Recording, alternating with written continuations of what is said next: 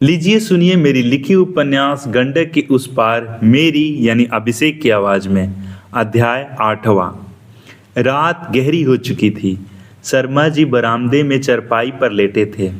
दूर कहीं से झिंगुर की आवाज आ रही थी। हवा में गंडक की नमी घुली हुई थी। आंखें बंद थी पर नींद कोसों दूर।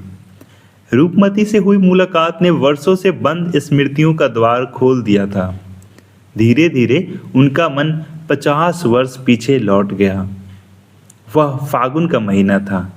सरसों के खेत पीले फूलों से लदे थे। आम के पेड़ों पर मंजरियां आ चुकी थी। पूरा गांव होली की तैयारी में लगा था। उसी दिन डाकिया ने एक चिट्ठी लेकर शर्मा जी के घर आता है। पत्र में लिखा था कि पटना के एक सरकारी विद्यालय में उनका प्रवेश हो गया है। आगे की पढ़ाई के लिए उन्हें गांव छोड़कर पटना जाना होगा। दादी की आंखों में खुशी भी थी और नमी भी। शर्मा जी के सिर पर हाथ फेरते हुए कहा, जा बेटा, पढ़ लिख कर बड़ा आदमी बनना, लेकिन अपनी मिट्टी को कभी भूलना मत। अगले कुछ दिन गांव वालों के आशीर्वाद, रिश्तेदारों की शुभकामनाएं और विदाई की तैयारी में बीत गए। लेकिन एक व्यक्ति ऐसा था जिससे शर्मा जी की ठीक से बात ही नहीं हो सकी, रूपमती।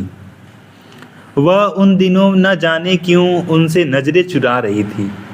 गांव छोड़ने में एक शाम पहले शर्मा जी अकेले गंडक के किनारे पहुंचे। सूरज धीरे धीरे डूब रहा था। पीपल के पेड़ की लंबी छाया नदी के जल पर फैल गई थी। तभी पीछे से धीमी आवाज आई, सुना है तुम कल जा रहे हो? शर्मा जी मुड़े। रूपमती खड़ी थी। आज वह पहले जैसी चंचल नहीं लग रही थी। उसकी आंखों में अनकहे प्रश्न थे। दोनों कुछ देर तक चुप रहे। गंडक बह रही थी। हवा पीपल के पत्तों से खेलती रही। आखिरकार शर्मा जी ने कहा, हाँ, जाना तो पड़ेगा। रूपमती ने मुस्कुराने की कोशिश की। अच्छी बात है, गांव में रहोगे तो मेरी तरह लकड़ियां ही बीनते रह जाओगे। दोनों हंसे, पर वह हंसी अधूरी थी। रूपमती ने अपने आंचल की गांठ खोली। उसमें एक छोटी सी बांसुरी थी। याद है, मेले से खरीदना चाहते थे, पर तुम्हारे पास पैसे नहीं थे। मैंने तब से इसे संभाल कर रखा था। शर्मा जी ने आश्चर्य से उसकी ओर देखा। यह मेरे लिए?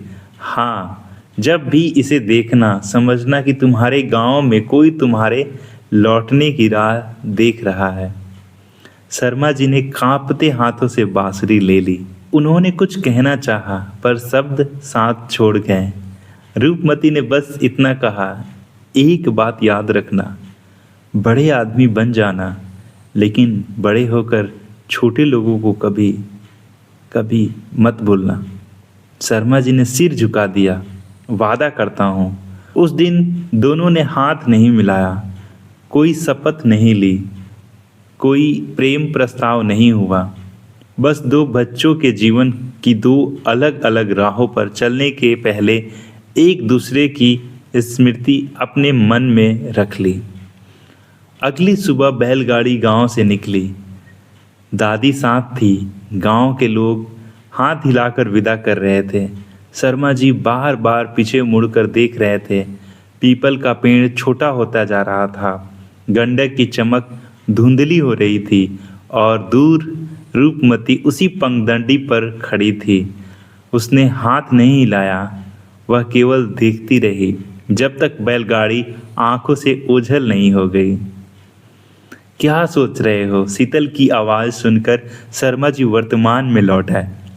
सुबह हो चुकी थी। सूरज की पहली किरण आंगन में उतर आई थी।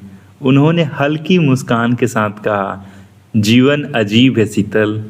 उस समय लगता था कि शहर जाकर सब कुछ पालूंगा, और पाया।